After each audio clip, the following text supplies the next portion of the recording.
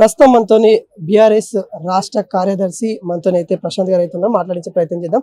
నిన్న పవన్ కళ్యాణ్ గారు మాట్లాడిన మాటలు ఏవైతే ఉన్నాయో ఎట్లా వస్తూ ఉన్నారు, బీఆర్ఎస్ కి కావచ్చు ఇటు ఉన్న పార్టీలన్నా కూడా గట్టి కౌంటర్ ఇచ్చామనే భావనలో జనసేన పార్టీ అయితే ఉంది. దాన్ని ఎలా చూస్తా ఉన్నాం అన్న? ముందుగా మేము ఆయన మాటల కౌంటర్ గా మేము తీసుకోము. ఎందుకంటే అతను ఒక బీజేపీ ఏజెంట్ గా, ఒక టీడీపీ ఏజెంట్ గా ఆయన పెట్టుకొని ఆయనకు ఊడిగం చేస్తుంది జనసేన పార్టీ ఒకటి క్లియర్ గా. ఇక్కడ ఏంటంటే ఇప్పుడు గత తెలంగాణ వచ్చి దాదాపుగా 10 సంవత్సరాలు దాటిపోతుంది. కేసీఆర్ గారు ఉన్నప్పుడు ఇలాంటి శక్తులు ఏమి ఇప్పుడు తెలంగాణ వైపు చూడలేదు. కానీ ఎందుకంటే ఇప్పుడు కాంగ్రెస్ అధికారం రాగానే ఈ శక్తులు ఎందుకు వస్తున్నాయి మనం ఒక్కసారి తెలంగాణ ప్రజలు కూడా ఆలోచించుకోవాల్సిన అవసరం ఉంది ఎంతైనా.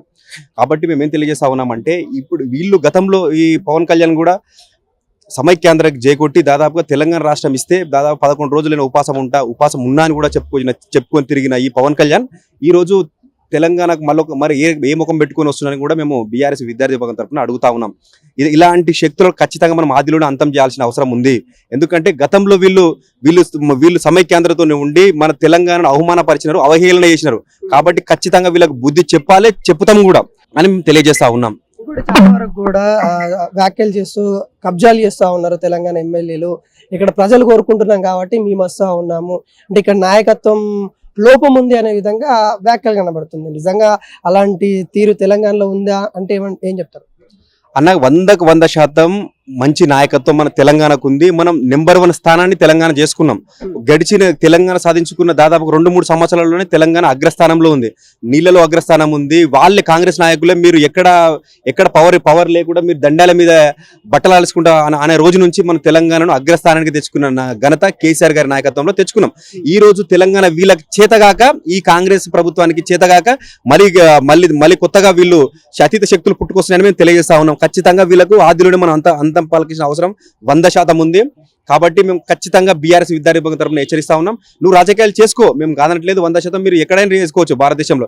కానీ ఇక్కడ తెలంగాణ అస్తిత్వాన్ని, తెలంగాణ వ్యక్తులను, తెలంగాణ సమాజాన్ని మీరు అవహేళన చేసినట్టు మాట్లాడితే మాత్రం ఖబర్దార్ ఖచ్చితంగా మేము హెచ్చరిస్తా ఉన్నాం. పవన్ కళ్యాణ్ మీకు తెలంగాణలో తిరగకుండా మీకు ఖచ్చితంగా మేము హెచ్చరిస్తా ఉన్నాం. అంటే దీనిపైన ముఖ్యంగా బీజేపీ నేతలు స్పందిస్తూ ఇక్కడ పవన్ కళ్యాణ్ సభ పెట్టుకుంటే ఏమైతుంది, అసలు ప్రజాస్వామ్యం కాంగ్రెస్ పార్టీకి తెలుసా, అసలు ఆయన సభ పెట్టుకుంటే ఇక్కడ జరిగే నష్టం ఏందనే విధంగా అటు ఆయనకు మద్దతుగా మాట్లాడుతున్న పరిస్థితి కనబడుతుంది. ఎట్లా చూస్తారు అన్న? 100% వీడు ఒక పవన్ కళ్యాణ్ అంటాడు బీజేపీ ఏజెంట్ గా మేము తెలియజేస్తా ఉన్నాం.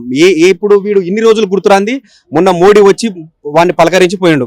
ఆ రోజు తర్వాత నుంచి ఈ తెలంగాణ మీద అతిథి శక్తులు పక్క నిఘా ఉంది. మనం ఖచ్చితంగా అడ్డుకోవాల్సిన అవసరం తెలంగాణలో ఉన్న ప్రతి ఒక్క కార్యకర్త పైన, ప్రతి ఒక్క సమాజం పైన ఉందని మేము తెలియజేస్తా ఉన్నాం. అన్న, ప్రస్తుతం ఉన్న మంత్రులు కానీ, సీఎం రేవంత్ రెడ్డి కానీ దీనిపైన కొంతమంది లిమిటెడ్ పీపుల్ మాత్రమే మాట్లాడుతూ ఉన్నారు. ఇంత దాడి జరుగుతా ఉన్నా కానీ మిగతా వాళ్ళు ఎందుకు మాట్లాడట్లేదు అంటే ఏం చెప్తారు? దీని మీద కాంగ్రెస్ ఎందుకు మాట్లాడతలేరు? కాంగ్రెస్ మాట్లాడతలేదు, ఈవెన్ బీజేపీ మాట్లాడతలేదు. వీళ్ళంతా ఒకటే తెలంగాణను ఒక కేక్ లెక్క తీద్దామనే ఆలోచనలో ఉన్నారు. కాబట్టి ఖచ్చితంగా ఇలాంటి శక్తులను ఆంధ్ర నాయకత్వం మనకేం అవసరం అన్న? ఇప్పుడు ఆంధ్ర నాయకాన్ని ఖచ్చితంగా ఆదిలోనే అంతం చేయాలని ఖచ్చితంగా మేము తెలియజేస్తా ఉన్నాం. జనసేన వస్తే ఇక్కడ ప్రభుత్వానికి వ్యతిరేకంగా ఉన్న ఓట్లన్నీ ఇటు బీఆర్ఎస్ వైపు వెళ్ళే అవకాశం లేదు. జనసేన వస్తే అటు చీల్చే అవకాశాలు ఏమైనా ఉన్నాయంట? వానికి అక్కడనే క్యాండిడేట్ లేదు, గీడికి వచ్చి ఏం చేస్తాను వాడే నిన్న చెప్పినాడు. నాకు ఆంధ్రలోనే నాకు దిక్కు లేదు, ఇక్కడికి వచ్చి ఏం చేస్తాను వాడే క్లియర్ కట్ చెప్పిండు. ఇంకా వాంతో మాకు ఎఫెక్ట్ ఏమి ఉండదు. కానీ వీళ్ళు మాట్లాడే మాటలు ఖచ్చితంగా మనము బదిలీయాల్సిన అవసరం ఉంది. ఇప్పుడు జిహెచ్ఎంసీ ఎలక్షన్స్ ఏమన్నా ఎఫెక్ట్ పడదంటారు? ఎందుకంటే ఇక్కడ వీళ్ళ ఆలోచన అదన్న. ఇప్పుడు జిహెచ్ఎంసీ ఎలక్షన్స్ ఉన్నాయి, రానున్న ఎలక్షన్స్. ఇవన్నీ టీడీపీ, బీజేపీ, జనసేన ఇవి కలిపి మనం ఒక పోటీ చేయాలనే ఆలోచనలో ఉన్నారు. కాబట్టి ఇది ఒక ప్లాన్ తోనే వీళ్ళు ఒక తెలంగాణకు రావాలని ఆలోచన చేస్తున్నారు. వీళ్ళు ఇక్కడ కూడా మత విద్వేషాలు చేకూర్చాలి అనే ఆలోచనలో ఉన్నారు. ఖచ్చితంగా వీళ్ళకి మనం బుద్ధి చెప్పాలన్నా మీరు కూడా మీ పార్టీ తరపు నుంచి కూడా మనం ఎంతో మంది అమరులైనారన్న, విద్యార్థులతో చేస్తున్న త్యాగాలు చేసుకుని ఎన్నో త్యాగాల మీద పునాదుల మీద నిలబడ్డది ఈ తెలంగాణ. కాబట్టి ఖచ్చితంగా ఇలాంటి శక్తులను ఖచ్చితంగా మనం ఆదిలోనే అంతం చేయాలి. వీళ్ళని బట్టలిపి మన తెలంగాణ దాటి ఆంధ్రాకు పంపించే రోజు రావాలని మేము కోరుకుంటున్నాం.